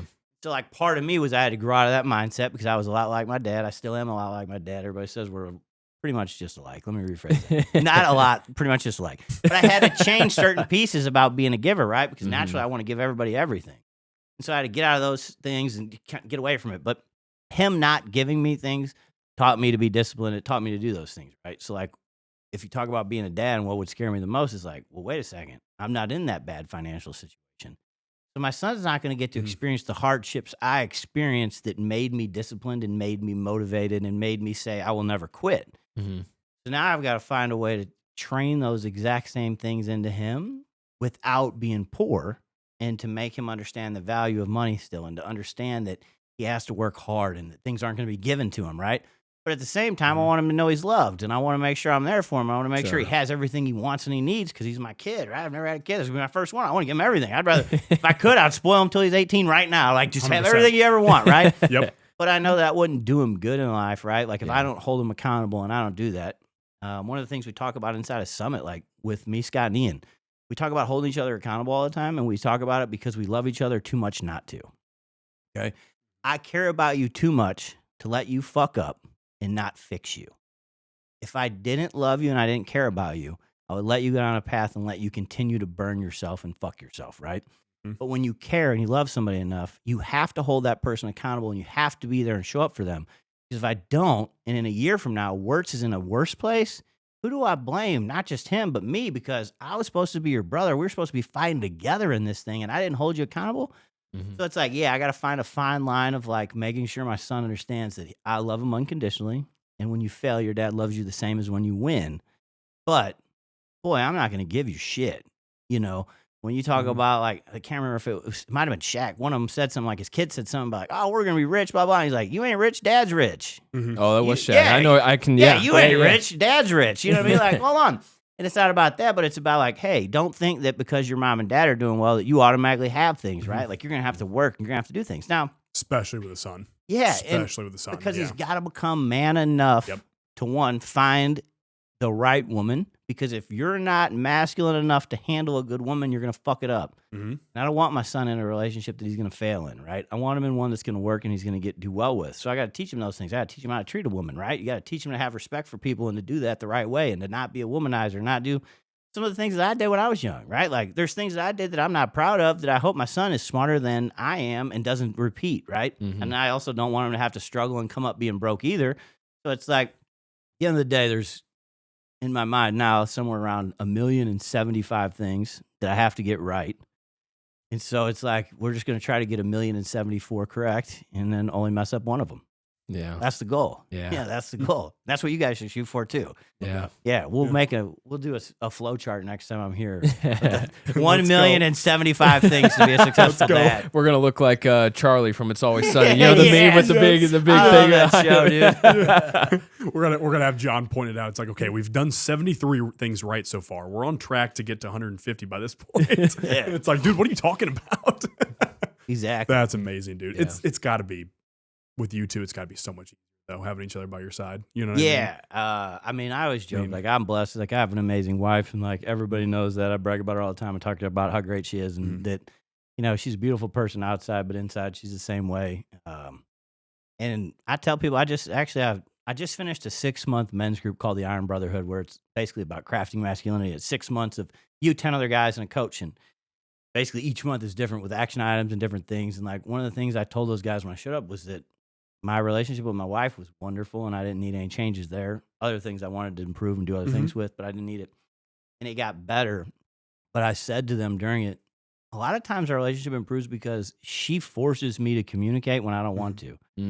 So, like, even when I'm feeling vulnerable or I'm feeling beat up and I don't necessarily want to have to tell my wife these things, like, Danielle's really good about making us have that conversation and not make me feel bad about it. That's the other part, is, like, when I do have to tell her something that I don't want to tell her, it doesn't make me feel like a piece of shit about it.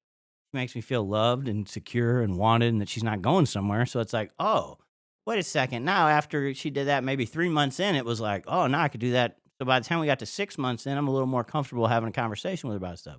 By the time you've been married for a few years, it's like, it's a lot easier for me to have a conversation with her because she's so open to things. Even if it's feedback that she doesn't want to hear about herself, she's still open to it and understanding about it, and understanding that I wouldn't bring it up if it wasn't in our best interest in trying to help our relationship. And I feel the same way about when she talks to me about stuff. So even if at first I get super offended and I'm like, oh, you just kicked me in the dick, and I'm, oh, you know, right? You're a human, dude. Like, that's the way it is. I'm like, oh, man, I don't even want to talk to her. Like, I'm just pissed off about this right now, right? By the time it's over, I always feel amazing. It's like, wow, I'm so glad we had that conversation. I'm so glad we got this out on the table and we got to do it, right? But at the end of the day, having a partner that's willing to do those things with you, and willing to, one, if you're not going to show up, she will show up for you, right? So, like, having a partner that's going to show up with you and for you for things, to make sure that if my discipline or accountability ever lacks, she's not going to let me keep it that way. She's going to remind me that my family and that we need me, right? And so that's going to keep me motivated and excited too. Then you add in the fact that I just don't want to disappoint her because she shows up for me every day. Right. Like, I don't want to disappoint her. And now I got a kid coming. I definitely don't want to disappoint my kids. So, like, all right, I got all these other reasons to show up. But knowing, just like you having, you know, your best buddy is like your business partner. Like, just knowing that you got him there for you if something bad happens. Like, well, I don't have to go through this alone. I used to, right? Like, hey, 10 years ago, you guys were going through stuff alone. But now I don't go through stuff alone. And there's a lot to be said about knowing you have a human that loves you unconditionally on your side. And so it's like, when I talk about our kid, like, that unconditional love part, like, is an important piece of the puzzle. Because, yeah, we're very motivated men, right? Like, you guys like to win. You like to be good at things. You don't show up places and go, you know what, I was thinking I'm going to show up today and come in like 10th place. That'll be cool, right? That's why golf's so hard for me. Yeah, exactly, right? I don't like golfing because I'm not good at it. Because I come in 132nd place in that. Yeah, but it's like when he loses, I want him to feel loved, but I want him to know, you know, if he didn't give it his all, I want him to also understand that, like, hey, wait a second, you lost because you were half-assed in your efforts, son. You know, but understanding that, hey, if he put in a full effort and lost, okay, I still love you and I'm proud of you, right? Like, that's the, you know, and that fine line. And in life, that's important. And I think in a relationship, that's just as big of a deal, right? It's like, you need all those pieces of the puzzle. And the reality is, like, she helps fit those together and to keep them glued together. And so I always said, like, I didn't need people in life. And I still would, like, argue with you that, like, I don't need somebody in life, right? Like, I'm very good at being alone. I'm very good at, like, in solitude, things like that. But holy shit, you'd be crazy if you said I ever wanted to live life without her again. You know what I mean? Like, yeah, if something happened, like, sure, could you? Yeah, okay. You know, you never say you couldn't do something. Yeah, I can do anything. But man, like, I'm never going to wake up and choose that, which means when I wake up, I have to choose to treat her correctly and make sure that she feels loved and feels wanted and feels the attention she needs, so that she can be there the day that I fuck up, because it's going to happen. You're a human. Every person fucks up. Everybody messes up. Anybody that's told you they've been perfect their whole life is exactly a narcissist, and they're the exact person you should run from, right? Yeah. Like, I joke about it, but it's one of my biggest issues with Trump because he can't ever admit when he messes up. Like he can't come out and say like, yeah, you guys are right that I did agree with him and say it was okay to shut the country down. I should have fought harder, or I shouldn't have done this, or I shouldn't have said, yeah, go get vaccinated, that I did it. He doesn't come out and complain. He doesn't say those things that he messed up. And it bothers me because real men hold themselves accountable even when they're wrong. And so in that relationship, that's the thing. And like, that's the biggest thing is like teaching my son, like, how do you hold yourself accountable when you mess up? Be vulnerable enough to show up to Jacob, your coach, and say, hey, sorry, Jacob, I actually did 10 out of my 20 sprints this week. And have to admit that you didn't do what you were supposed to do, right? And take accountability for that. But at the end of the day, that's really, I know it was a long way of coming around to that. But No, that was all great. yeah, Awesome. it's like, that's it. Like in a nutshell, that's what I think being a dad's going to be like. And I think that's going to be the scary part of it because you're basically about to be on an avalanche, right? Like that snowball could just avalanche at any time. Right. And so you got to stay on your P's and Q's and it's like with her, she's old enough and she's mature enough to know I'm going to have bad days. Your kid is not. So like you can't have a bad day. I can't not show up, right? She can understand and be okay if I'm in a bad place for a week, like let's just say I got the flu or something, right? And I can't function and I'm beat up for 5 days, I'm just in bed. She's okay. The kid's not okay, right? Like the kid's like, well, what's wrong with dad? Why is he not here for 5 days? Yeah. So that's what I mean when I say is like, yeah, it's okay once somebody gets old enough and mature enough to understand it. But until they are, we just got to show up every day, whether we want to or not. And no matter how we feel, right? That discipline part comes in again and we just keep showing up. You guys are going to crush it. 100%. Thank you. Yeah. I You just know got for me sure. hyped up, dude. Yeah, that's awesome. That is awesome. Oh, man. I don't have much else. I would I say think you we got just anything covered else? about everything. Mitch, you got anything you want to add? No? Oh, I did want to say, I wish Trump would admit that he is owned by Israel, but it's Oh, all- yeah, Yeah, for I sure. agree with that too. Jeez. Did you just say that? Ooh, Dang, dude. man. Yeah, I know I you agree. posted about it. That's why I said it. Because Oh, I'm yeah. the Yeah. same way. I'm pissed. I I'm just pissed want about it. accountability for all sides, and Yep. that's what bothers me about Right. all of it, right? Is like, I want everybody to have to be held accountable. And the unfortunate part is, I don't mean this in a bad way, but we complain, like the guys on the right would complain about the left not holding people accountable, but then we also didn't do it. Yeah. So There you go. the one thing that I would say I've noticed in the political world is that more and more people on the right are coming out and starting to call people out and hold people accountable. But I haven't noticed that as much on the left yet. And Probably so, never will happen. I hope it does, but I haven't seen it yet. I You hope, know, I so hope it it's like- does. I just, I hope yeah. everybody meets in the middle, and that 80% of people, there's 10% right and 10% left that are outliers, and the other 80% are like, hey, you guys are insane. We don't care about this, or this, and we're going to live our lives, right? Right. And so, we hope that everybody gets to that point, but at the same time, I don't know. I haven't seen it yet. Where I've seen Republicans that were diehard Republicans for 10 years call Trump out about stuff they didn't agree with, call Elon Musk out about stuff they don't agree with. I've seen it. And so I know that they're willing to do it. I just hope that everybody is willing to do that because you wouldn't live in a relationship. Like, I wouldn't let my wife do shit I didn't agree with and not have a conversation with her. Yeah. It's like saying, like, oh, I'm 99% sure my wife's having an affair on me, but I'm just going to close my eyes, bury my head in the sand, and pretend like it's not happening. And then hopefully it just goes away. Well, no, wait a second. Those people are still terrible people. I mean, you're just ignoring it, right? And that's the Right. problem, right? Like, people want to ignore, and say, well, my people have to be clean because I'm on that side, and they fight for me. Well, the reality is none of them are fighting for any of us. Mm-mm. And in the faster we accept that and understand that, wow, could you imagine if all of us fought together where we could get against these people? It is a democracy that requires votes. Like, Right. oh, wait a second. Maybe we do need to find independence. Maybe we do need There to you go go. find, Thomas Massey's. yeah, exactly right. Like, right. hey, this is a guy that's trying to call him out to the carpet, and all of a sudden why are you trying to, kind of shun him and make him feel terrible when he's the only one that's being honest with you guys right now? Right. So, those are the things that bother me in that world too, because in business and in life, we require people to be held accountable to their actions. But for some reason in politics, people are willing to turn a blind eye. And that's just set up for corruption and what we have going on in America right now, to be real honest. Mhm. Like, that's what the setup gets you. Right. Any self-respecting man holds people accountable and holds themselves accountable. That's how it is. It's the only way you can 100%. be a man. Yeah. Like, you can't be a Right. man and not have accountability. You're still a child and you're still a boy and you're still growing up, right? Because once you get to a mature spot in your life, that's too important not to have. Yeah, absolutely. All right. All right, guys. Well, that's episode 152. If you didn't learn anything, you need to re-listen and rewatch to everything that we just talked about, because I learned plenty. I know you learned plenty. I know Mitch learned plenty. Maybe Danielle, maybe you even learned something, or maybe even John yourself, you did too. The point is, guys, is this was a phenomenal episode packed with brand new information, probably stuff you don't know much about. I didn't know much about a lot of this that we talked about, so it's a very educational one here. And pay attention. And for any needs in this realm, find your way to Summit Rejuvenation. I know you have a Chesterfield location. Yeah, we got 4 locations in St. Louis. We got one in Ronnie's Plaza, Chesterfield, Cottleville, Wentzville, and then right now we're in 43 states online. Oh, wow. Wow, yeah. That's awesome. I knew they did telehealth. Yeah. But yeah, I didn't know it was that many states. Oh my Hell gosh, yeah. that's crazy. What's going on with the other 7? Yeah, what are we doing here? There's 4 of them that we'll never go into, and then there's 3 that are just really difficult, like as far as the process. So we started them, but it just like takes years instead of 6 months to get through. Yeah. But there's certain ones like California, you don't want to go there.